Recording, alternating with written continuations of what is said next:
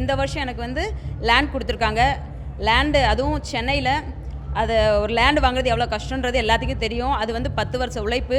எங்கள் எம்டி வந்து நீங்கள் வேலை செய்கிறீங்க, நீங்களே என்னோட குடும்பம், உங்களுக்கு நான் பெஸ்ட்டாக பண்ணணும்னு லாஸ்ட் இயர் சொன்னார். அதை இந்த வருஷம் செஞ்சு காமிச்சிட்டாரு. எப்படி எங்கள் சந்தோஷத்தை பகிர்றதுன்னு எங்களுக்கு தெரியல. ரொம்ப ஓவராக சொன்னால் எங்களுக்கு எமோஷன் கூட ஆகிடும், அந்தளவுக்கு இருக்கும். செலானி வந்து எங்களுக்கு ஒரு ஃபேமிலி மாதிரி. எங்களுக்கு வந்து 2022 வந்து ரிவார்ட் பண்ணாங்க. அதுவே ஒரு பெரிய அச்சீவ். ஏன்னா நாங்கள் வந்து 9 பேர் கார் வாங்கினவங்க, 18 பேர் பைக் கொடுத்தாங்க. அந்த 9 பேரில் கார் வாங்கின ஒரு லேடி, நான் ஒரு லேடின்னு ரொம்ப பெருமையாக சொல்லிப்பேன் எல்லாருக்கிட்டையுமே. ஸோ அந்தளவுக்கு நாங்கள் வந்து அந்த டைமில் வந்து எங்கள் பாஸ் வந்து அவர் யூஸ் பண்ணுற கார்னு எந்த மாதிரி கார் கூட வாங்கி கொடுத்துருக்கலாம். பட் அவங்க எப்படி லக்ஸரியாக யூஸ் பண்ணுறாங்களோ அதே மாதிரி கார் தான் எங்களுக்கு வந்து வாங்கி கொடுத்து கிஃப்ட் பண்ணி ரொம்ப சர்ப்ரைஸ் பண்ணாங்க. அந்த மூமெண்ட்லேருந்து வெளியே வரதுக்கு கொஞ்சம் நாள் ஆயிடுச்சு.